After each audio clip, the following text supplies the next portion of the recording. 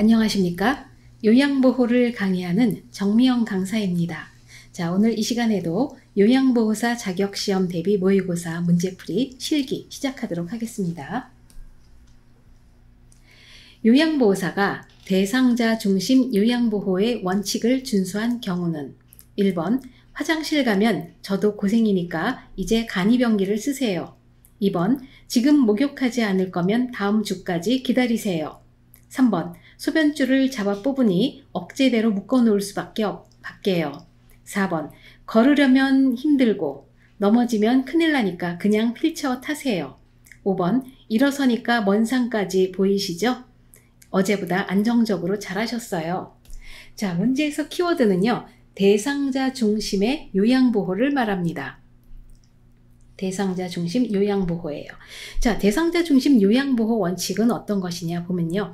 대상자 개개인의 가치관을 존중하고 생활 방식이나 필요와 심신 상태에 따라서 요구를 충분히 고려해서 개개인에 맞춘 요양보호를 제공하는 것을 말합니다. 그래서 일률적으로 모두가 똑같지가 않습니다. 1번에 보시면 화장실에 가면 저도 고생이니까 간이병기 쓰세요. 이건 누구를 위한 거죠? 네, 돌보는 사람을 위한 겁니다. 맞지 않습니다. 2번, 지금 목욕을 하지 않을 거면 다음 주까지 기다리세요. 이분이 지금 하기 싫으면 나중에 해도 될 문제인데 이것도 맞지 않죠. 3번에 소변줄을 잡아 뽑으니 억제대로 묶어 놓을 수밖에요. 자, 이것도 역시 돌보는 사람 입장의 이야기입니다. 4번, 걸으려면 힘들고 넘어지면 큰일 나니까 그냥 휠체어를 타세요. 자, 이거를 대상자를 도와주는 게 아닙니다. 대상자분이 계속 휠체어를 타고 걷다 보면요. 나중에 영원히 걸을 수 없게 됩니다. 다리에 힘이 없기 때문에요.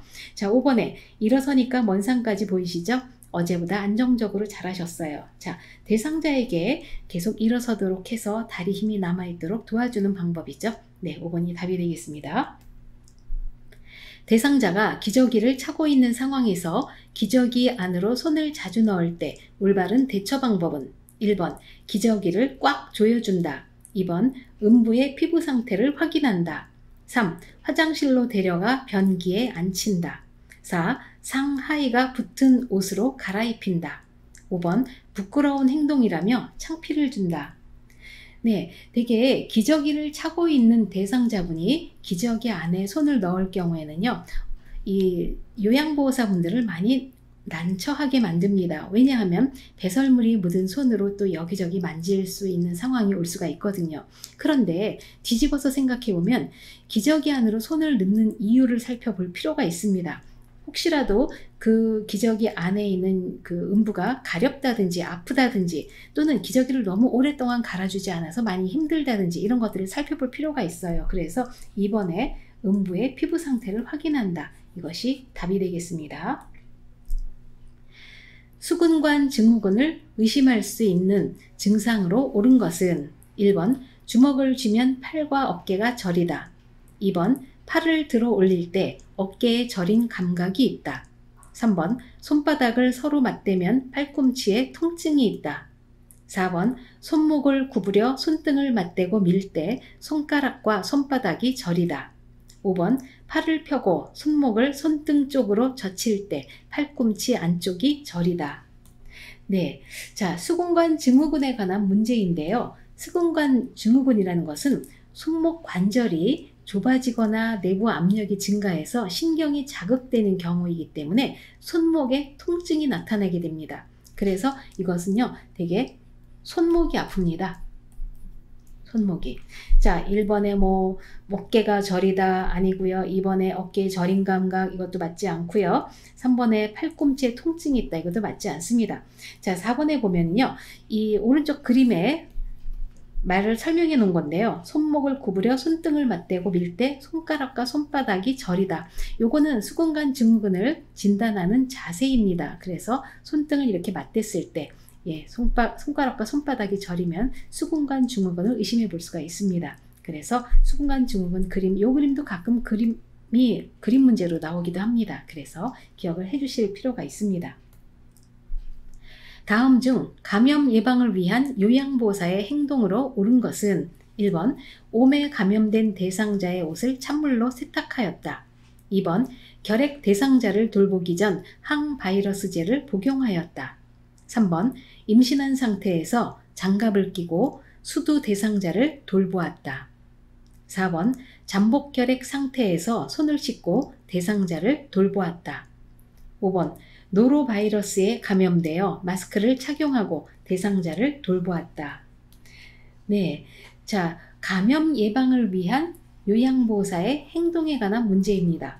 1번부터 좀 살펴보도록 할게요. 1번에 옴에 감염된 대상자의 옷은 찬물로 세탁해서 이 옴을 막을 수가 없습니다.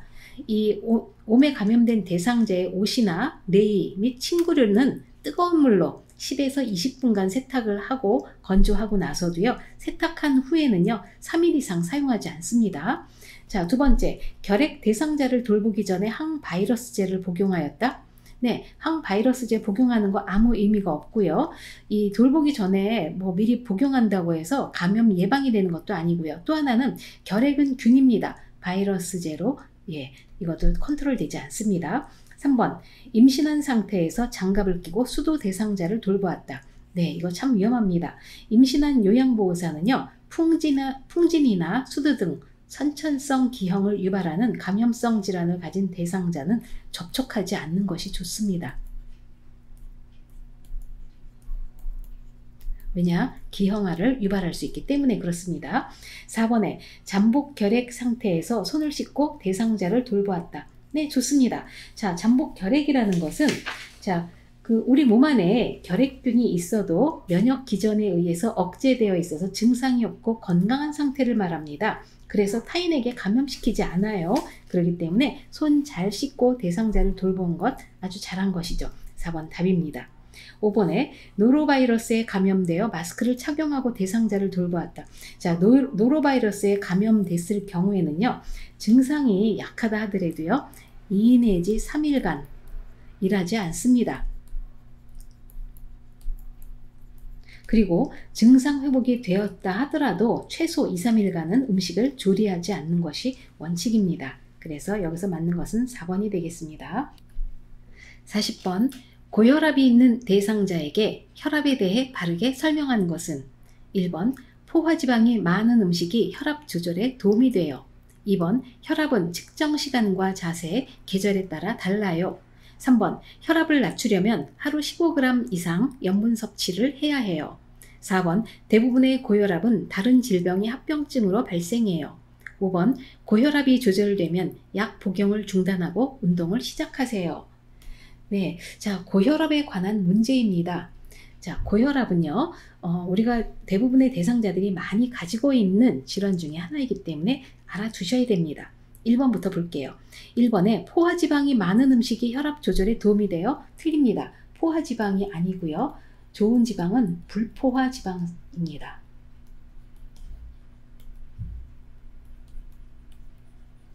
네, 포화지방은 몸에 해롭죠. 2번, 혈압은 측정 시간과 자세, 계절에 따라 달라요. 맞습니다.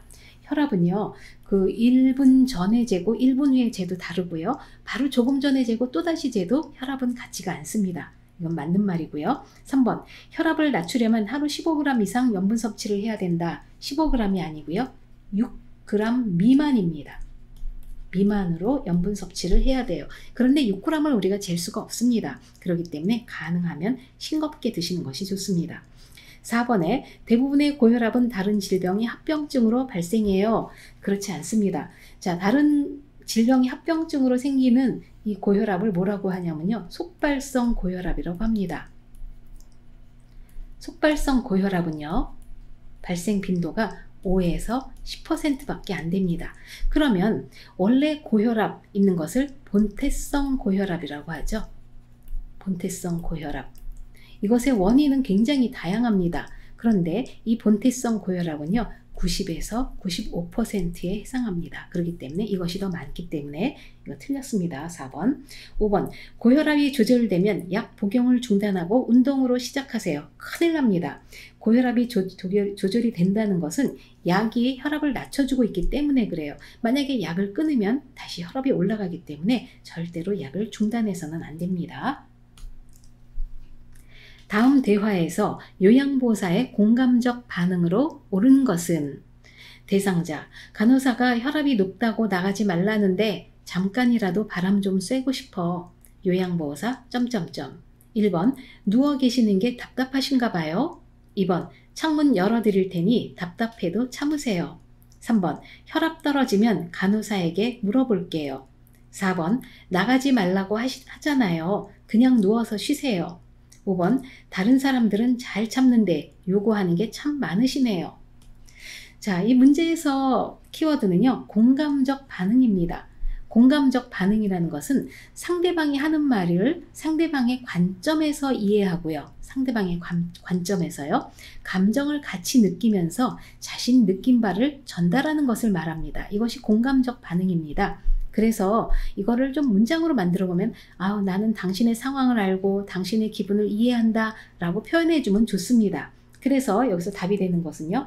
이분은 계속 누워만 있으라는데 너무 답답한 거죠. 그래서 1번에 누워 계시는 게 답답하신가 봐요 하고 이 마음을 먼저 읽어주는 것. 대부분 이렇게 읽어주면요. 맞아 하면서 그 다음 대화가 잘 이어집니다. 그렇기 때문에 우리가 대상자와 대화할 때는요. 공감적 반응해 주는 게 아주 필수고 좋지요. 동료 요양보호사가 사적으로 반복적인 부탁을 할 때 나 전달법 의사소통 방법은 1번 서로 돕고 살아야지요. 걱정 마세요. 2번 그동안 많이 도와드렸잖아요. 다른 분에게 부탁하세요. 3번 자꾸 이러면 내 생활에 지장이 있고 같이 일하기 불편해요. 4번 사회생활에는 지켜야 할 규칙이 있어요. 적당히 좀 하세요. 5번 제가 만만하게 보이세요? 한두 번도 아니고 정말 너무하시네요. 자, 이 문제에서는요. 나전달법에 관해서 묻습니다. 이 나전달법은요. 시험에 거의 나옵니다. 그래서 이 나전달법은 좀 알아두실 필요가 있는데요. 이 나전달법의 방법으로 문장을 만들 때 꼭 들어가야 될 내용이 있습니다. 첫 번째는 행동. 행동은 상대방의 행동을 말합니다. 상대방의 행동. 2번에 영향. 상대방의 행동을 인해서 미치는 영향. 자, 3번에 느낌. 세 번째는 느낌인데요. 이거는 나의 느낌이에요. 자, 4번에 바램. 네 번째는 바램이에요. 내가 바라는 것. 되게 그 시험에는 1, 2, 3번까지만 들어가는 경우가 많습니다. 바램이라는 것은 변화된 행동을 말하는 것이죠. 자, 그러면 여기 3번에 보시면 자꾸 이러면 이거를 다른 말로 하면요. 역시 행동인데요. 자꾸 저한테 사적인 부탁을 하시면 이렇게 말을 바꿔도 됩니다. 그래서 행동 들어갔어요. 한 문장에. 자, 그 다음에 내 생활에 지장이 있고 이거는 뭐예요? 영향이죠. 네, 자꾸 사적인 부탁을 하니까 내 생활이 잘 진행이 안 되고 곤란해지네요. 자, 그랬을 때 느낌. 이렇게 자꾸 지장이 있으니까 어떤 느낌이 생겨요? 네, 일하기가 불편해요. 라는 자, 행동, 영향, 느낌이 들어가 있습니다. 한 문장에. 자, 바람은 뭘까요? 자, 사적인 부탁은 좀 덜 해주시면 좋겠어요. 라고 말을 하는 것이 바람이 해당이 되겠죠. 그래서 나전달법으로 잘 말한 것은 3번이 되겠습니다. 행동, 영향, 느낌, 바람 이런 것들이 모두 들어갈 수 있는 문장으로 만드시면 됩니다. 대상자에게 발생할 수 있는 영양 부족의 위험 요인은 1번 흡연, 2번 백내장, 3번 청각장애, 4번 연화장애, 5번 언어장애. 자, 영양 부족의 위험 요인이라고 했어요. 자, 여기서 해당되는 것은 4번의 연화장애인데요. 자, 연화장애를 다른 말로 하면은 삼킴장애라고도 하죠. 자, 삼킴장애라는 것은 어떤 여러 가지 이유로 인해서 음식을 삼키는 것이 어려운 상황을 말합니다. 그래서 우리 요양보호 하시는 분들, 현장에 있으신 분들 얘기를 들어보면 대상자한테 음식을 입에 넣었는데 음식을 삼키지 않고 입에 물고 있는 경우, 이것도 연화장애에 해당됩니다. 이렇게 식사를 잘 못하시게 되면 영양 부족을 일으키게 되겠죠. 그래서 답은 4번의 연화장애가 되겠습니다. 식사를 도울 때 사례를 예방하는 방법은 1번 물기가 없는 음식을 제공한다. 2번 대화하면서 천천히 음식을 제공한다. 3번 레몬 소스를 곁들인 샐러드를 제공한다. 4번 상체를 눕히고 턱을 든 자세를 취하게 한다. 5번 식사 전에 입안을 물로 헹궈 목을 축이게 한다. 자, 사례를 예방하는 방법은 꼭 시험에 등장하는 중요한 키워드입니다. 그래서 알아두셔야 되는데요. 1번 물기가 없는 음식을 제공하면 안 되죠. 물기가 없는 음식은요, 목에 달라붙기 때문에 삼키기가 어렵습니다. 좋은 방법 아닙니다. 2번, 대화를 하면서 천천히 음식을 제공한다. 네, 식사 중에 절대로 말을 시키지 않습니다. 이런 경우가 있죠. 오늘은 쑥국이에요. 냄새가 겁나 좋네요. 어때요? 맛있죠? 왜 대답이 없어요? 저한테 삐졌어요? 대답해 보셔요. 그래서 대상자분이 아유 맛있어 하다 살에 걸립니다. 그렇기 때문에 자, 대상자가 식사 중에는 절대로 말을 시키지 않는 것 원칙입니다. 3번, 레몬 소스를 곁들인 샐러드를 제공한다. 자, 레몬 소스는 어때요? 신맛이 나는 음식입니다. 신맛 나는 음식 절대 제공하지 않습니다. 왜냐? 신맛이 나면요, 입에 침이 더 많이 고이기 때문에 더 많이 살에 걸립니다. 4번에 상체를 높이고 턱을 든 자세를 취하게 한다. 자, 상체를 높인 것은 좋습니다. 그렇지만 턱을 든 자세를 하면요, 턱을 들게 되면 기도가 열리고 식도는 닫힙니다. 그렇기 때문에 좋은 자세는 어떤 것이냐? 턱을 약간 숙인 자세. 약간 숙인 자세가 좋습니다. 여기다 약간 들어가야 됩니다. 너무 푹 숙이지 않고요. 자, 턱을 약간 숙인 자세를 하면요, 기도는 닫아지고 식도는 열리는 자세가 되게 됩니다. 그래서 여기서는 턱을 든 자세이기 때문에 틀렸고요. 자, 5번에 식사 전에 입안을 물로 헹궈 목을 축이게 한다. 자, 목을 축이게 한 것이 가장 좋은 방법이에요. 물로 헹구는 것도 방법이고요. 국이나 물, 차 등을 먼저 한 모금 먹게 하는 것, 이것이 네, 좋은 방법이 되겠습니다. 오른쪽 편마비 대상자에게 침상에서 식사를 제공하는 방법은 1번, 대상자의 오른쪽에 선다. 2번, 쿠션으로 왼쪽 상체를 지지해준다. 3번, 입안에 오른쪽에 음식을 넣어준다. 4번, 왼손에 식사 보조 도구를 끼워준다. 5번, 식후 오른쪽 입안에 음식물 찌꺼기가 남아있는지 확인한다. 자, 여기서는 오른쪽 편마비 대상자라고 키워드가 주어졌습니다. 자, 오른쪽 편마비면 건강한 쪽은 네, 왼쪽이 되겠죠? 건강한 쪽은 왼쪽입니다. 그래서 대개 이 편마비 대상자는 건강한 쪽으로 음식을 넣어드리고 건강한 쪽에서 음식을 제공합니다. 자, 1번부터 볼게요. 대상자의 오른쪽에 선다? 오른쪽이 아니죠? 건강한 쪽에 서야 되니까 왼쪽에 서야 됩니다. 틀렸어요. 2번, 쿠션으로 왼쪽 상체를 지지해준다. 자, 쿠션으로 지지해주는 쪽은 마비된 쪽을 지지해줍니다. 그렇기 때문에 오른쪽을 지지해주는 것이 맞습니다. 3번에 입안에 오른쪽에 음식을 넣어준다. 오른쪽 아니죠. 대상자의 건강한 쪽으로 음식을 넣어줘야 되기 때문에 왼쪽이 되겠습니다. 4번에 왼손에 식사 보조 도구를 끼워준다. 자, 식사 보조 도구는 어떤 손에 끼워주냐면요, 마비된 손에 끼워주는 게 필요합니다. 마비된 쪽에 네, 사용합니다. 그런데 자, 왼손은 어떤 손이에요? 건강한 손이기 때문에 필요 없습니다. 틀렸어요. 5번, 식후 오른쪽 입안에 음식물 찌꺼기가 남아있는지 확인한다. 맞습니다. 자, 5번에 보시면 오른쪽 입안은 마비된 쪽이기 때문에 우리 삼킴장이 있으신 분들은요, 모간이 왼쪽은 삼키는데 괜찮지만 오른쪽에는 음식 찌꺼기가 많이 남아있게 됩니다. 그래서 여기서 답이 되는 것은 5번이 맞습니다. 경관 영양을 하는 대상자를 돕는 방법은 1번, 영양액 주머니를 침대 높이에 맞추어 건다. 2번, 영양액은 실온보다 낮은 온도로 준비한다. 3번, 영양액은 1분에 50ml 이상 주입하지 않는다. 4번, 비위관 삽입 부위를 따뜻한 물수건으로 닦고 말린다. 5번, 구토나 청색증이 나타나면 잠시 중단한 후 다시 주입한다. 네, 경관영양도 꼭 한 문제가 나오는 부분입니다. 그래서 꼭 알아두셔야 되는데요. 자, 1번부터 볼게요. 영양액 주머니는 침대 높이에 맞춰 걸면 큰일 나죠. 네, 영양액 주머니는 위장보다 높게 걸어야 됩니다. 위장보다 높게.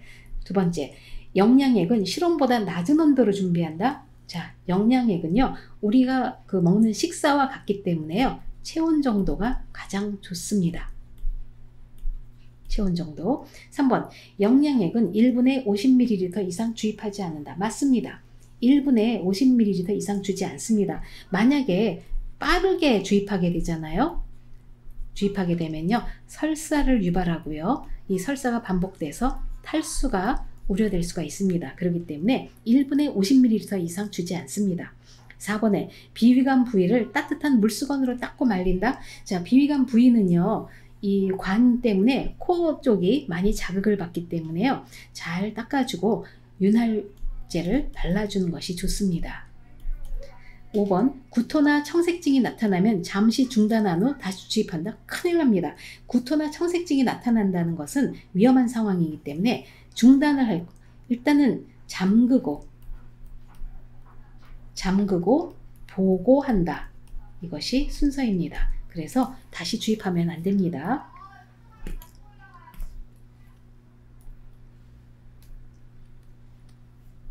47번 많은 알약을 한꺼번에 복용해야 하는 대상자를 돕는 방법은 1번 물에 녹여 마시게 한다. 2번 한꺼번에 갈아서 먹게 한다. 3번 고개를 뒤로 젖혀 한 알씩 먹게 한다. 4번 알약의 개수를 나누어 두세 차례 먹게 한다. 5번 숟가락에 담아 입안 깊숙이 넣어 삼키게 한다. 네, 알약 복용에 관한 문제입니다. 알약을 복용할 때, 자, 물에 녹여서 마시게 하지 않죠? 네. 그 다음에 한꺼번에 갈아서도 주지 않습니다. 자, 3번에 고개를 뒤로 젖혀 한 알씩 먹게 한다. 고개를 뒤로 젖히는 것이 참 위험한 겁니다. 여기는 기도가 열리는 자세이기 때문에 오히려 사례를 더 많이 걸리게 하기 때문에 좋지 않습니다. 사례를 유발합니다. 자, 4번에 알약의 개수를 나누어 두세 차례 먹게 한다. 네, 알약의 개수가 많은 경우에는 네, 두세 번에 나누어서 먹게 하는 것 가장 좋은 방법입니다. 고혈압 대상자의 알약 복용을 돕는 방법으로 옳은 것은 1번 큰 알약은 작게 쪼개어 나누어 준다. 2번 처방약과 비처방약을 섞어 한 번에 준다. 3번 금식인 경우 복용 중인 혈압약을 건너뛴다. 4번 손바닥에 덜어낸 후 남은 알약은 약병에 다시 넣는다. 5번 약을 떨어뜨릴 우려가 있으면 입안에 직접 넣어준다. 네, 자, 고혈압 대상자의 알약 복용을 돕는 방법인데요. 여기서는 단순히 알약 복용에 관한 문제가 아니라 자, 고혈압을 가지고 있는 분입니다. 자, 1번에 보면요, 약을 쪼개서 준다. 약은 함부로 쪼개지 않죠. 어떤 약만 쪼갤 수가 있나요? 그렇죠. 가운데 이렇게 분할선이 있는 약은 쪼갤 수가 있습니다. 2번에 처방약과 비처방약 한꺼번에 섞어서 한 번에 주면 안 됩니다. 비처방약은요, 꼭 의사의 지시를 받아야 돼요. 3번 금식인 경우에는 그 혈압약을 건너뛰지 않고요. 아무리 금식이라 하더라도 혈압약은 꼭 복용을 한다라는 것 원칙 기억을 해주시고요. 4번 손바닥에 덜어낸 후 남은 알약은 약병에 다시 넣는다. 자, 손바닥에 남은 알약은요, 오염된 걸로 간주합니다. 그래서 약병에 다시 넣지 않고 폐기 처분합니다. 5번 약을 떨어뜨릴 우려가 있으면 입안에 직접 넣어준다. 네, 좋은 방법이죠. 만약에 이렇게 알약이 먹다가 떨어지면요, 꼭 장롱 밑이나 이런 데 들어가서 찾는 게 굉장히 어렵습니다. 그래서 특히 고혈압 약 같은 경우에는 그 약 봉투에 들어있는 약을 잃어버렸을 경우에는 상당히 곤란합니다. 그래서 만약에 대상자분이 떨어뜨릴 우려가 있다면 입안에 직접 넣어주는 것이 가장 좋은 방법이 되겠죠. 안약을 점적할 때 코 안으로 약이 흘러내려가는 것을 예방하는 방법으로 옳은 것은 1번 비루관을 지그시 눌러준다. 2번 상안검 안쪽에 꺼즈를 대어준다. 3번 점적 중간에 눈을 깜빡이게 한다. 4번 멸균솜으로 눈 바깥쪽을 눌러준다. 5번 하부 결막낭 4에서 5cm 위에서 점적한다. 네, 안약 점적 방법입니다. 안약을 우리 눈에 보면요, 이 눈에서 코까지 연결된 관이 있는데요. 이것을 비루관이라고 합니다. 이 비루관은요, 우리가 눈물을 많이 흘리면 어떨 때는 코로 흘러내려가는 경우가 많습니다. 그렇기 때문에 안약을 넣었을 때 네, 이 관을 통해서 이 약이 코로 흘러내려갈 수 있기 때문에 비루관을 지그시 눌러줍니다. 오른쪽에 제가 그림을 가지고 와봤어요. 그래서 이 양옆에 눈 양옆을 살짝 눌러주는 것이 좋죠. 한 5에서 10초 정도면 충분합니다. 거동이 불편한 대상자의 화장실 이용을 돕는 방법은 1번 이동 시 가벼운 슬리퍼를 신긴다. 2번 변기 옆에 있는 안전 손잡이를 잡게 한다. 3번 즉시 배설할 수 있도록 속옷을 입히지 않는다. 4번 안전을 위해 배설 중 화장실 문을 열어둔다. 5번 수치심을 느끼지 않도록 화장실 조명을 어둡게 한다. 네, 자, 거동이 불편한 대상자가 화장실을 이용하는 방법입니다. 자, 이동할 때 1번에 슬리퍼 신기면 걸려 넘어지기 때문에 낙상이 우려됩니다. 그래서 좋은 방법 아니고요. 2번에 변기 옆에 안전손잡이를 잡게 한다. 아주 좋은 방법이죠. 그래서 변기 옆에 안전손잡이를 설치해서 잡도록 해주는 게 좋고요. 3번에 즉시 배설할 수 있도록 속옷을 입히지 않는다. 안 됩니다. 속옷 입혀줘야 되고요. 4번 안전을 위해 배설 중 화장실 문을 열어둔다. 프라이버시에 맞지 않죠? 네. 프라이버시 고려가 안 됐습니다. 5번에 수치심을 느끼지 않도록 화장실 조명을 어둡게 한다. 자, 화장실 조명을 어둡게 했을 경우에 어떤 일이 생기나요? 낙상의 우려가 되기 때문에 화장실은요, 밝아야 됩니다. 그래서 맞는 것은 안전손잡이를 잡게 한다 되겠습니다. 화장실에 가기 위해 누워있는 대상자를 일으킨 후 잠시 앉아있게 하는 이유는 1번 긴장감을 풀어주기 위해서, 2번 근육을 이완시키기 위해서, 3번 호흡 증가로 숨이 찰 수 있으므로, 4번 맥박 저하로 가슴 통증이 있으므로, 5번 혈압 저하로 어지러울 수 있으므로. 자, 여기서는요, 대상자를 잠시 앉아있게 한다. 그 이유는요, 기립성 저혈압 때문입니다. 자, 우리 혈압은요, 그 몸의 상태에 맞춰서 혈압이 많이 바뀝니다. 계속 누워있던 분은요, 누워있는 혈압이 유지가 돼 있는데 갑자기 일어나게 됐을 경우에는 앉은 혈압으로 바뀌어야 되는데 이 노인인 경우에는 빨리 바뀌지 않기 때문에 시간이 걸립니다. 그래서 어지러움을 느낄 수가 있어요. 그래서 5번에 혈압 저하로 어지러울 수 있기 때문에 네, 잠시 앉아 있도록 해서 기립성 저혈압을 예방해 주는 것이 좋습니다. 이동변기를 사용하여 배변 중인 대상자가 배설을 어려워할 때 돕는 방법은 1번 주변을 조용하게 해준다. 2번 창문을 열어 환기를 한다.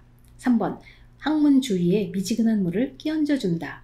4번 변이를 느끼도록 차가운 물을 마시게 한다. 5번 배변할 때까지 앉혀놓고 계속 말을 건넨다.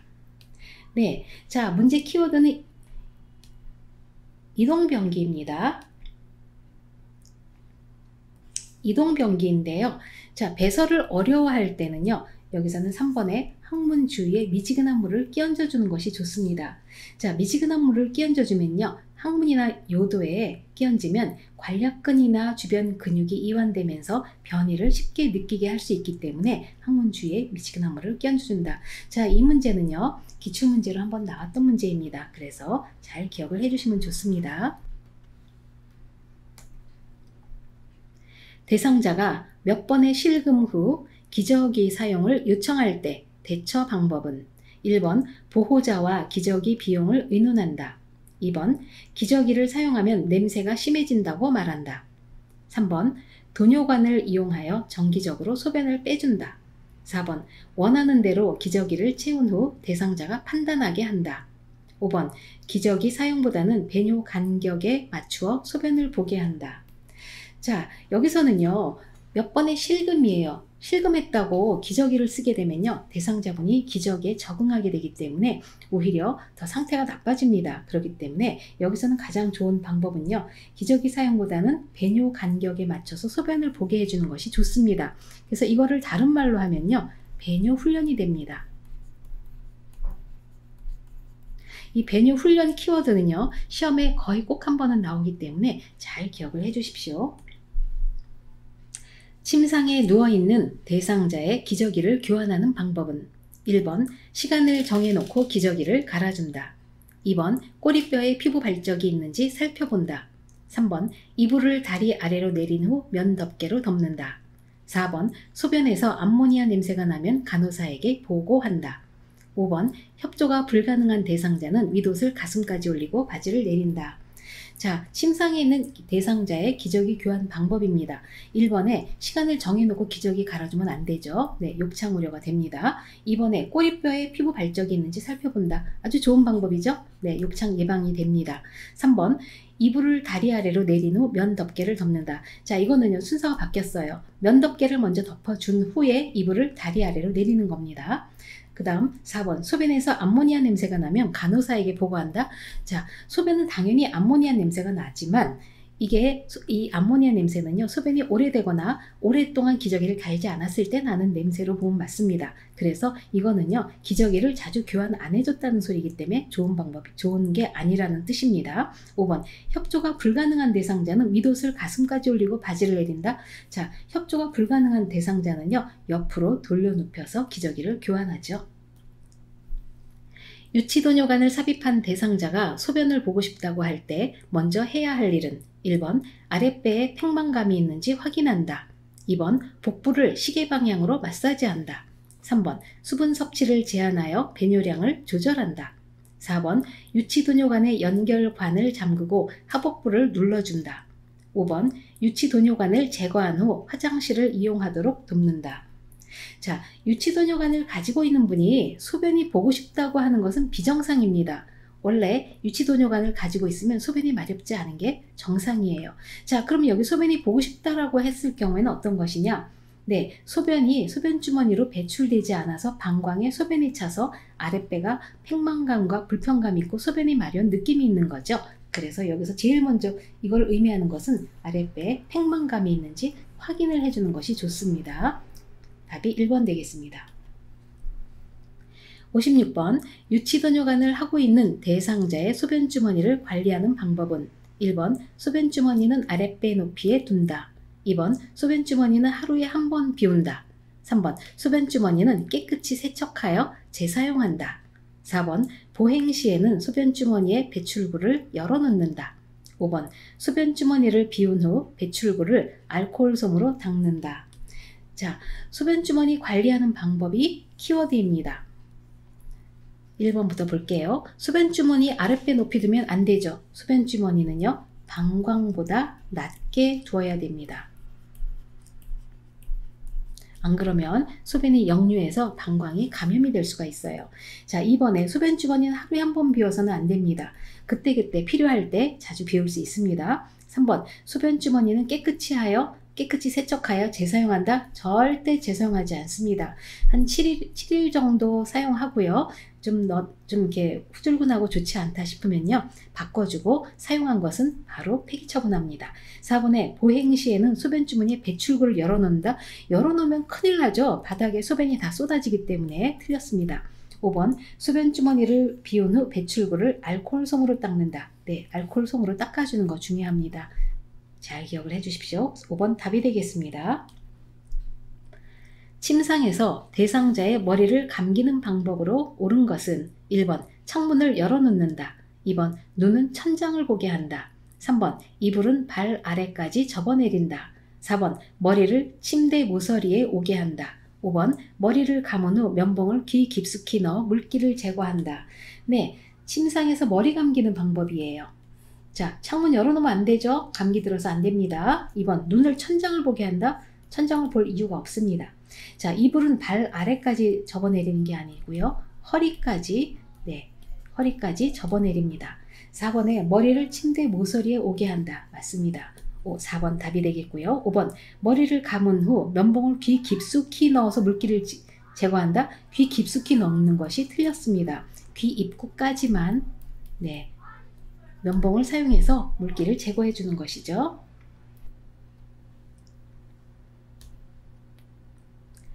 피부가 건조한 대상자의 발을 청결하게 관리하는 방법은 1번, 통풍이 잘 되도록 나일론 양말을 신긴다. 2번, 보습 기능이 있는 피부를 사용한다. 3번, 물기를 완전히 말린 후 로션을 발라준다. 4번, 손톱깎이로 각질 제거 후 알코올로 소독한다. 5번, 저녁마다 뜨거운 물에 발을 담가 혈액순환을 촉진한다.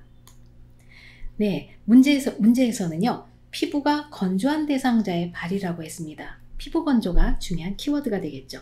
1번에 통풍이 잘 되도록 나일론 양말, 통풍이 너무 돼서 피부가 오히려 건조되는 거 문제가 되기 때문에 좋지 않고요. 2번에는 보습 기능이 있는 비누를 사용한다. 아주 잘하고 있죠. 3번에 물기를 완전히 말린 후 로션을 발라준다. 물기를 완전히 말린 후에 로션을 바르면요, 피부 보습이 안 됩니다. 그래서 물기가 어느 정도 있을 때 로션을 발라주는 게 가장 좋은 방법이고요. 4번에 발톱깎이로 각질 제거 후 알코올로 소독한다. 자, 역시 발톱깎이 사용하는 것도 좋지 않고요. 알코올로 소독하는 것도 이 피부를 더 건조하게 만듭니다. 5번에 저녁마다 뜨거운 물에 발을 담가 혈액순환을 촉진한다. 뜨거운 물이 아니고요, 따뜻한 물이 좋습니다. 왼쪽 편마비 대상자의 통목욕을 돕는 방법은 1번 오른쪽 겨드랑이를 잡고 욕조로 이동시킨다. 2번 왼쪽 다리부터 욕조에 들어가게 한다. 3번 말초에서 중심 방향으로 닦아준다. 4번 욕조에 있는 시간은 20에서 30분 정도로 한다. 5번 욕조에서 머리를 감긴 후 밖으로 나오게 한다. 네, 자, 통목욕이 첫 번째 키워드고요. 두 번째는 왼쪽 편마비 대상자입니다. 1번에 오른쪽 겨드랑이를 잡고 욕조에 이동시킨다. 자, 통목욕을 위해서요, 욕조에 들어갈 때는요, 마비된 쪽을 지지해 주는 것이 좋습니다. 그래서 오른쪽이 아니고요, 왼쪽이 맞습니다. 마비된 쪽 지지해 주죠. 자, 욕조에 들어갈 때는요, 건강한 발부터 들어갑니다. 그래서 왼쪽이 아니라 오른쪽 발부터, 건강한 다리인 오른쪽부터 욕조에 들어가게 합니다. 3번에 몸을 닦을 때는요, 말초에서 중심 방향으로 닦아주죠. 그 이유는요, 혈액순환을 촉진하기 위해서입니다. 4번 욕조에 있는 시간은 20에서 30분 정도란다. 너무 깁니다. 우리 교재대로 한다면 5분 정도가 적합합니다. 5번 욕조에서 머리를 감긴 후 밖으로 나오게 한다. 순서가 잘못됐죠? 네, 밖으로 나온 뒤에 머리를 감깁니다. 그래서 욕조 안에서 머리 감기 하지 않습니다. 오른쪽 팔에 수액을 맡고 있는 왼쪽 편마비 대상자의 상의를 입히는 순서는, 자, 이거는 바로 정답으로 확인해 보겠는데요. 자, 옷 갈아입히는 문제는요, 꼭 한 문제가 나옵니다. 그래서 선생님들 기억하실 네 글자가 있죠. 입, 마, 건, 벗. 요걸 기억하시면 됩니다. 자, 입을 때는 마비 쪽부터, 벗을 때는 건강한 쪽부터입니다. 그래서 문제를 푸실 때는요, 무슨 옷이 단추가 있다 없다, 수액을 맡고 있다 없다, 이런 건 신경 쓰지 마시고요. 첫 번째는요, 어느 쪽 편마비인가, 어느 쪽 편마비인지 먼저 따져보시고요. 두 번째로는 입히는 것인지 또는 벗기는 것인지, 이것을 두 가지만 따져보시면 됩니다. 자, 문제를 보시면요, 일단은 이분이 왼쪽 편마비라고 했어요. 자, 두 번째로는 입히는 순서를 물어봅니다. 입는 거예요. 자, 그러면은 입을 때는 마비된 쪽부터 하는 거죠. 그래서 마비 쪽이 왼쪽이죠. 그래서 왼팔 먼저 들어가고요, 지나가고요, 그 다음에 수액주머니, 오른팔, 요 순서대로 됩니다. 그래서 이 옷 갈아입히기 문제를 푸실 때는 입마 검벗을 생각하시고요. 그 다음에는 첫 번째로 따지실 게 어느 쪽 편마비이냐, 그리고 입힐 것이냐 벗길 것이냐, 이것에 따라서 문제를 풀어주시면 되겠습니다. 휠체어에 앉아있는 대상자를 침대 위로 옮길 때 요양보호사의 신체 손상을 예방하는 방법은 1번 허리를 빠르게 회전하여 이동시킨다. 2번 다리를 모아 지지면을 좁혀 들어 올린다. 3번 신체의 작은 근육을 사용하여 들어 올린다. 4번 대상자와 거리를 두고 들어 올려 이동시킨다. 5번 무릎을 굽히고 양다리에 체중을 실어 들어 올린다.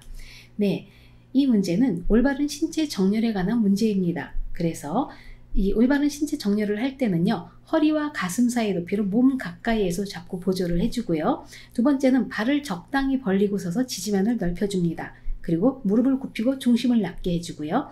네 번째로는 다리와 몸통에 큰 근육을 사용하고요. 다섯 번째는 갑작스러운 동작은 피하고 적절한 휴식을 취해주는 게 좋습니다. 그래서 답은 5번에 무릎을 굽히고 양다리에 체중을 실어 들어올린다 되겠습니다. 발 쪽으로 미끄러져 내려가 있는 오른쪽 편마비 대상자를 침대 위쪽으로 이동시키는 방법으로 옳은 것은, 네, 자, 이것은 그림 문제라서 바로 정답으로 확인해 보는데요. 자, 대상자가 밑으로, 침대 밑으로 미끄러져 내려갔을 때는 두 가지 방법을 사용하죠. 첫 번째는 협조할 수 있는 경우와 두 번째는 협조할 수 없는 경우입니다. 자, 그림상으로 봤을 때는, 자, 우리 협조할 수 있는 경우가 해당이 되는 것 같아요. 협조할 수 있는 경우에는 대상자 보고 침대 머리 쪽 난간을 잡게 한 후 신호를 해서 같이 이동하고자 하는 방향으로 이동합니다. 협조할 수 없는 경우에는 두 사람의 요양보호사가 필요하죠. 그래서 여기서 맞는 것은 오른쪽 편마비 대상자라고 했기 때문에 왼쪽 팔을 사용해서 협조할 수 있죠. 난간을 잡게 하고요. 자, 요양보호사는 대퇴 아래에 한 손을 놓고 하나, 둘, 셋 신호를 해서 같이 당기고 밀고 해서, 네, 당기고 밀고 해서, 네, 이동을 하게 됩니다. 그래서 답은 3번이 되겠습니다. 침대에 누워 지내는 대상자를 옆으로 돌려눕히는 순서는, 네, 이거는 바로 그냥 정답 확인해 보겠는데요. 제일 먼저 하는 것은요, 요양보호사가 위치를 잡아줘야 됩니다. 요양보호사가 돌려눕히려고 하는 쪽에 씁니다. 그래서 오른쪽으로 돌릴 거면 오른쪽으로, 왼쪽으로 돌릴 거면 왼쪽에 씁니다. 그리고 나서는 두 번째로는, 네, 라번에 무릎을 세우고 양손을 가슴에 포개 놓습니다.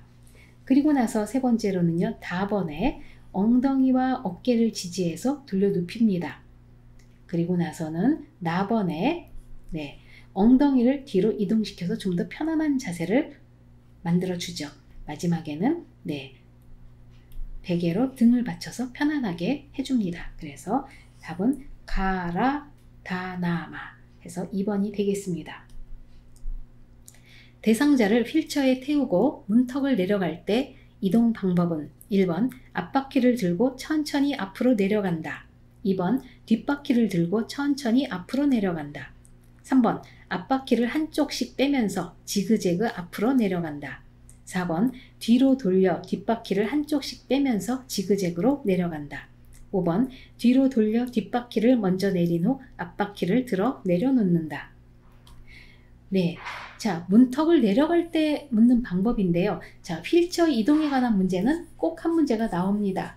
자, 그래서, 자, 우리 되게 앞바퀴를 들고 갈 때는 언제 하나요? 문턱을 오를 때, 문턱을 내려갈 때, 울퉁불퉁한 길을 갈 때, 이때는 다 모두 앞바퀴를 들고 갑니다. 자, 그런데 여기서는 문턱이 나왔고요. 그 다음에 내려갈 때라고 했어요. 자, 우리 그 경사진대를 내려갈 때는 정면으로 내려가지 않고 뒤로 내려갑니다. 그래서 5번에 뒤로 돌려 뒷바퀴를 먼저 내린 후 앞바퀴를 들어서 내려놓는다 해서 5번이 맞습니다. 65번 방바닥에 앉아있는 왼쪽 편마비 대상자를 휠체어로 옮기는 순서로 옳은 것은, 네, 자, 휠체어 이동 순서를 묻는 문제인데요.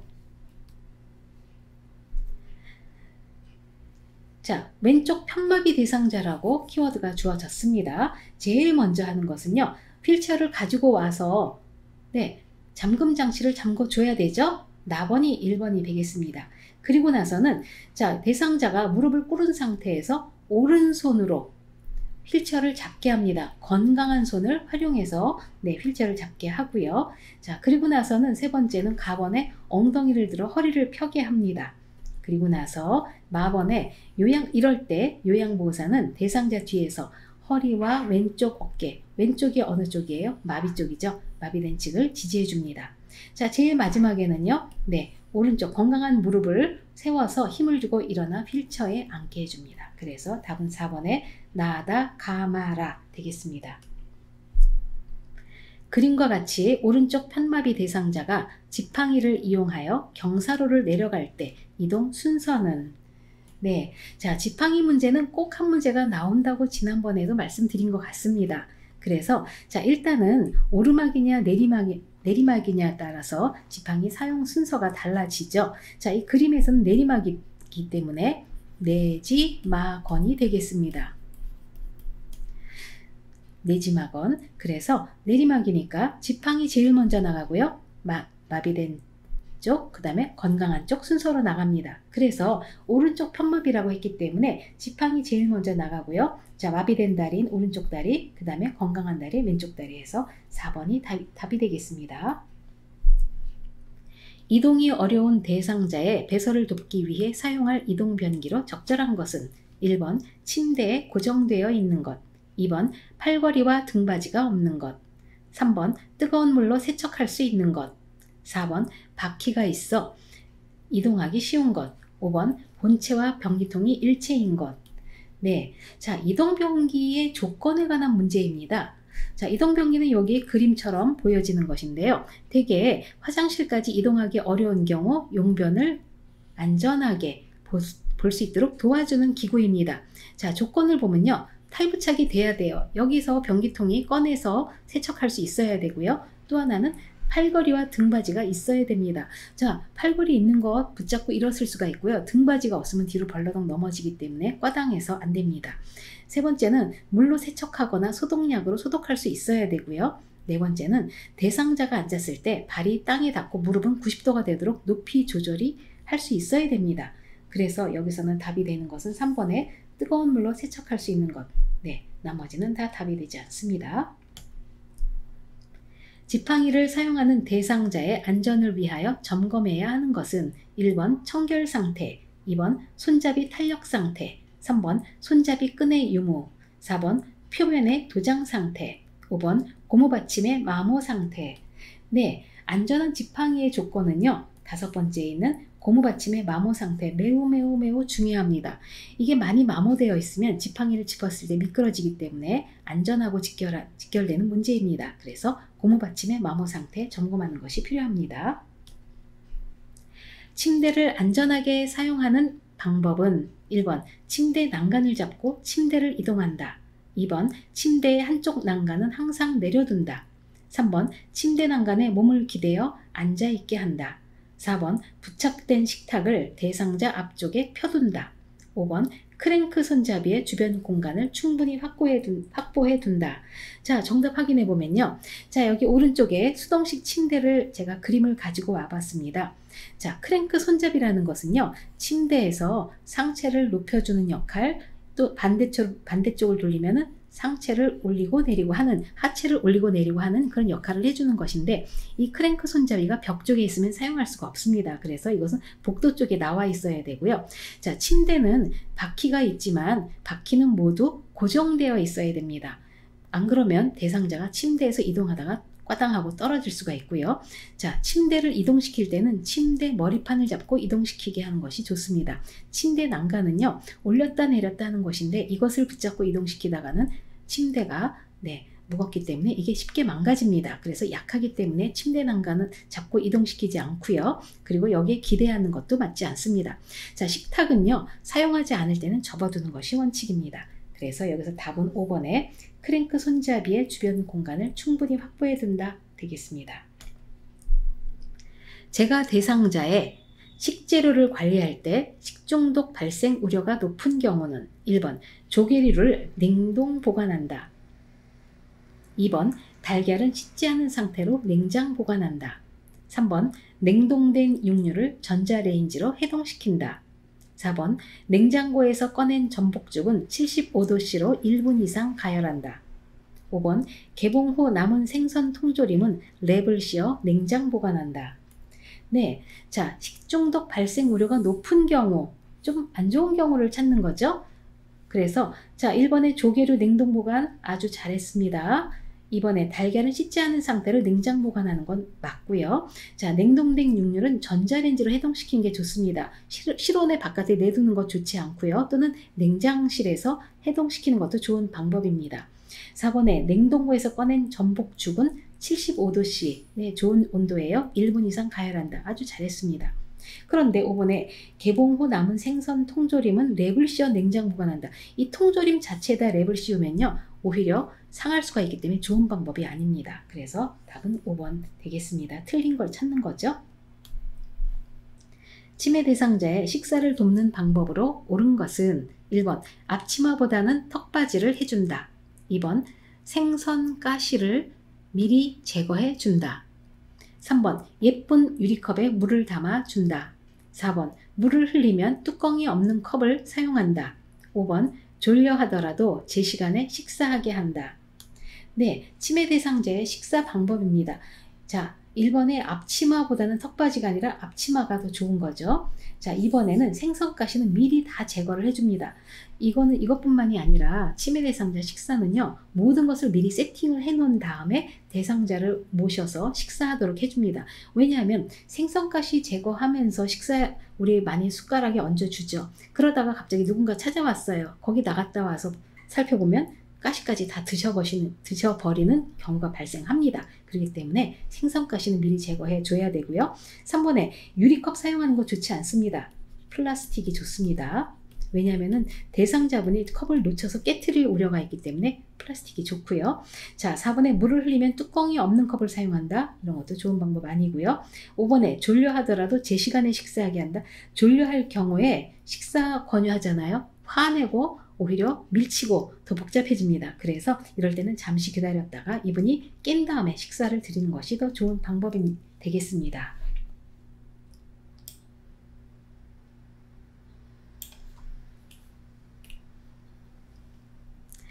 제가 치매 대상자의 안전사고를 예방하는 방법으로 옳은 것은 1번 환기를 위해 창문을 열어둔다. 2번 난간이나 출입구에 야간 등을 설치한다. 3번 노출된 온수 파이프는 테이프로 감싸 놓는다. 4번 음식물이 담긴 쓰레기 봉투는 부엌 안쪽에 둔다. 5번 복용하는 약은 쉽게 찾을 수 있도록 식탁 위에 둔다. 네, 치매 대상자의 안전사고 예방이 키워드입니다. 자, 환기를 위해서 창문 열어두면 어떻게 돼요? 밖으로 나가버립니다. 그렇기 때문에 네, 창문을 열어두는 것 조심해야 되고요. 2번에 난간이나 출입구에 야간 등을 설치한다. 네, 좋은 방법이죠. 네, 낙상을 예방합니다. 답이 됩니다. 3번 노출된 온수 파이프는 테이프로 감싸두는 게 아니라 절연 테이프로 해서 네, 화상 입는 것을 예방해 줍니다. 절연 테이프를 활용합니다. 4번에 음식물이 담긴 쓰레기 봉투는 부엌 안쪽에 둬서는 안 되죠. 대상자분들이 이것이 음식 쓰레기인지 아닌지 구분을 못하시고 그냥 드실 수 있기 때문에 음식 쓰레기는요, 집 바깥에 두는 것이 좋습니다. 5번에 복용하는 약은 쉽게 찾을 수 있도록 식탁 위에 둔다. 절대로 식탁 위에 두면 안 되고요. 잠금 장치를 한 곳에 둡니다. 왜냐하면 치매 대상자들은 이것이 내 약인지 남의 약인지 구분 못하고 드실 수 있기 때문에 네, 잠금 장치에 두는 것이 맞습니다. 치매 대상자가 흥분해서 짐을 쌌다 풀었다 반복할 때 대처 방법은 1번 행동을 멈출 때까지 지켜본다. 2번 정리하기 어려우니 그만하라고 설득한다. 3번 반복 행동을 그만두도록 손으로 제지한다. 4번 짐을 싸서 어디 가려고 하는지 물어본다. 5번 빨래 개는 일을 도와달라고 부탁한다. 자, 여기서 문제 키워드는요, 치매 대상자의 반복 행동입니다. 자, 정신행동 증상 중에서 반복 행동이나 질문을 할 때 대처 방법은요, 첫 번째로는요, 치매 대상자의 주의를 환기해 주는 것이 좋습니다. 되게 크게 손뼉을 친다든지 또는 좋아하는 음식을 준다든지 좋아하는 노래를 함께 부른다든지 또는 과거의 경험이나 고향 이야기를 나눈다든지 아니면 단순한 일거리를 주는 것이 가장 좋은 방법입니다. 그리고 해가 되지 않는다면 무리하게 중단시키지 말고 그대로 놔두어도 됩니다. 자꾸 어떤 분들은 이제 임상에서 보면요, 침을 퇴퇴 뱉는 분이 계시고요. 어떤 여성분들은요, 휴지를 두세 조각씩 잘라서 주머니마다 넣어가지고 다니는 분도 계십니다. 그렇지만 이런다고 해서 해가 되는 것은 아니기 때문에 좀 두는 게 낫고요. 자, 되게 반복 행동은요, 불안해서 생기는 경우가 많습니다. 그래서 불안해하기 때문에 다독거리며 안심시켜주는 것이 좋고요. 이 반복 행동은 억지로 고치려고 하지 않습니다. 그래서 여기서는 5번에 빨래 개는 일을 도와달라고 부탁한다. 네, 주의를 환기시키는 방법 사용하는 것이 좋지요. 치매 대상자가 누가 내 양말을 훔쳐갔어 라고 자주 의심할 때 대처 방법은 1번 의심되는 사람이 누구인지 물어본다. 2번 언제 어디에서 잃어버렸는지 물어본다. 3번 잃어버린 사람 잘못이라고 훈계한다. 4번 같은 양말을 사두었다가 대상자가 찾게 한다. 5번 아무도 가져가지 않았다고 차분히 설명한다. 네, 자 여기서는 의심망상입니다. 도둑망상. 이 도둑망상이 있을 경우에는요, 아무리 설명을 해도 이분들에게 이해가 되지 않습니다. 그렇기 때문에 그럴 때는요, 가장 흔한 답은 같이 찾아본다입니다. 하지만 양말처럼 굉장히 사소한 것을 계속 의심할 경우에는요, 네, 같은 양말을 여러 개 사두었다가 대상자가 찾게 하는 것이 가장 좋은 방법이 되겠습니다. 프로그램에 참여 중인 침해 대상자가 동료 노인에게 화내며 욕을 할 때 대처 방법은 1번 즉시 사과하게 한다. 2번 진정시킨 후 이유를 물어본다. 3번 다른 대상자와 자리를 바꿔준다. 4번 잘못된 행동에 대한 주의를 준다.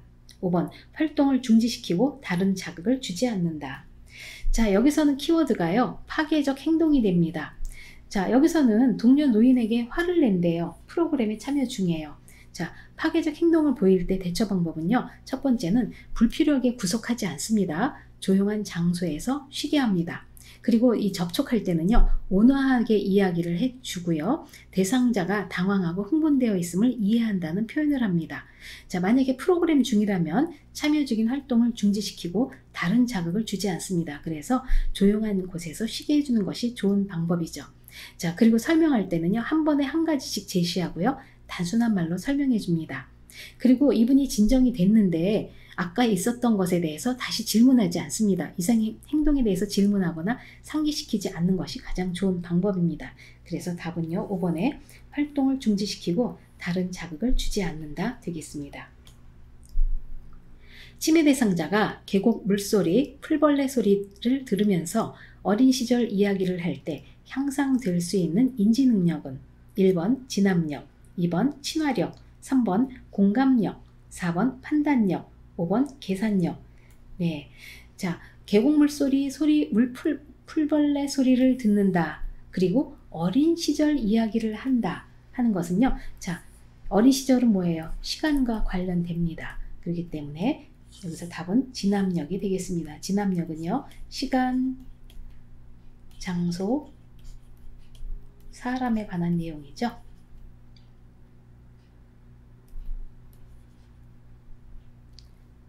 네, 지우려고 하니까 잘 안됩니다. 장소, 사람 되겠습니다. 시설에서 프로그램을 진행하던 중 지진이 발생했을 때 대처 방법은 1번 거실 바닥에 엎드리게 한다. 2번 의자에 앉아서 탁자를 꽉 잡는다. 3번 흔들림이 멈추면 문을 열어 출구를 확보한다. 4번 건물이 흔들리기 시작하면 신속하게 대피한다. 5번 엘리베이터를 이용하여 운동장 같은 넓은 공간으로 대피한다. 네, 지진이 발생했을 때는요, 굉장히 두렵습니다. 저도 경험을 해봤는데요. 자, 1번에서 보시면 거실 바닥에 엎드리면 안 되죠. 식탁 밑으로 들어가서 네, 식탁 다리를 잡고 네, 머리를 보호해 줘야 됩니다. 2번에 의자에 앉아서 탁자를 꽉 잡는다? 안 됩니다. 네, 식탁 밑으로 들어가는 게 좋고요. 3번에 흔들림이 멈추면 문을 열어 출구를 확보한다. 맞습니다. 외국 같은 경우에는요, 집이 나무로 지어진 집들이 많기 때문에 지진이 일어나면 이 나무가 휘지 않습니까? 그래서 출입구가 열리지 않는 경우가 많습니다. 그래서 흔들림이 멈추면 일단은 문을 열어서 출구를 확보하는 것 가장 좋고요. 일단은 바깥으로 넓은 장소로 나가는 것이 좋습니다. 4번에 건물이 흔들리기 시작하면 신속하게 대피한다. 위험합니다. 건물이 흔들리기 시작할 때는요, 이 서랍이나 찬장, 이런 것들이 다 쏟아집니다. 특히 천장에 뭔가 달려 있었다면 이런 것들이 다 떨어지기 때문에 위험해서 네, 그때는 식탁 밑으로 들어가는 것이 가장 좋은 방법이고요. 자, 5번에 엘리베이터를 이용한다 하는데 엘리베이터 이용하면요, 중간에 멎습니다. 그렇기 때문에 계단을 이용해서 운동장 같은 네, 넓은 공간으로 대피하는 것이 좋은 방법입니다. 음식을 급히 먹은 대상자가 목에 이물질이 걸려 갑작스런 기침과 호흡곤란을 보이고 있다. 대처 방법으로 옳은 것은 네, 1번이 되겠는데요. 자, 이거를 다시 말하면은 하임리히법이죠. 네. 자, 이 하임리히법은요, 이 그림과 같이, 네, 자, 배꼽과 명치 중간에, 여기 그림처럼요, 배꼽과 명치 중간입니다.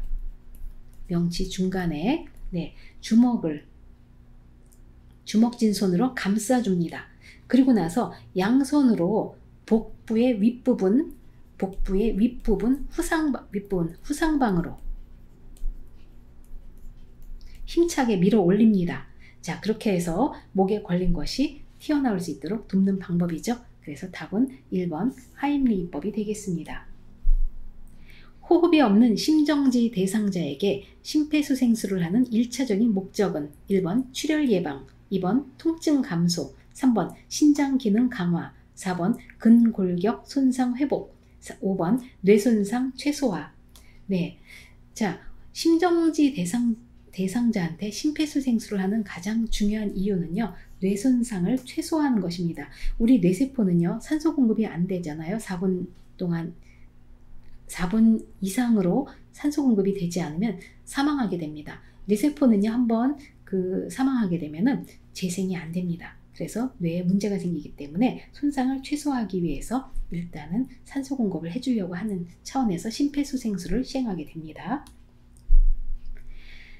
자동심장 충격기를 사용하는 방법으로 옳은 것은 1번 충전 중에는 가슴 압박을 멈추고 기다린다. 2번 심장 리듬 분석 중에는 가슴 압박을 중단한다. 3번 심장 리듬을 분석한 후 패드를 부착한다. 4번 전극 패드 부착 후 즉시 심장 충격을 시행한다. 5번 전기 충격이 전달된 즉시 대상자에게서 손을 뗀다. 네, 자동심장 충격기 AED 사용법은요, 시험에 자주 나오는 내용입니다. 자, 오른쪽에 보시면 첫 번째로는 전원을 가져오자마자 즉시 켜줘야 되고요. 두 번째로는 패드를 부착해주죠. 두 개의 패드인데 첫 번째 패드는요, 오른쪽 빗장뼈 아래, 두 번째 패드는요, 왼쪽 젖꼭지 아래 중간 겨드랑이 선에 부착을 해줍니다. 자, 그리고 나서는 심장 리듬 분석을 하게 되죠. 이럴 때는 대상자에게서 손을 떼야 됩니다. 자, 그리고 나서는 심장 충격을 시행하고요. 자, 그리고 나서 다시 심폐소생술을 다시 시행하는 것이 순서입니다. 자, 1번부터 보겠습니다. 충전 중에는 가슴 압박을 멈추고 기다린다? 아닙니다. 충전할 때는요, 멈추지 않고 계속 압박을 해주는 것이 맞습니다. 2번에 심장 리듬 분석 중에는 가슴 압박을 중단한다. 맞습니다. 리듬 분석할 때는요, 네, 가슴 압박을 중단합니다. 3번에 심장 리듬을 분석한 후 패드를 부착한다? 네, 순서가 바뀌었죠? 네, 패드를 먼저 부착하고 그리고 나서 심장 리듬을 분석하는 것이 순서입니다. 4번에 전극 패드 부착 후 즉시 심장 충격을 시행한다? 아닙니다. 전극 패드를 부착한 후에는요, 리듬 분석을 해야 되는 것이 맞습니다. 5번에 전기 충격이 전달된 즉시 대상자에게서 손을 뗀다. 네, 충격이 전달됐으면요, 대상자에 손을 대고 있으면 대상자에 손 대고 있는 사람도 전기 충격을 영향을 받습니다. 그래서 먼저 떼고 난 다음에 전기 충격이 시행이 돼야 됩니다. 그래서 이것도 틀렸습니다. 맞는 것은 2번에 심장 리듬 분석 중에는 가슴 압박을 중단한다 되겠습니다. 자, 지금까지 수업 들으시느라 수고 많으셨습니다. 감사합니다. 이것으로 마치겠습니다.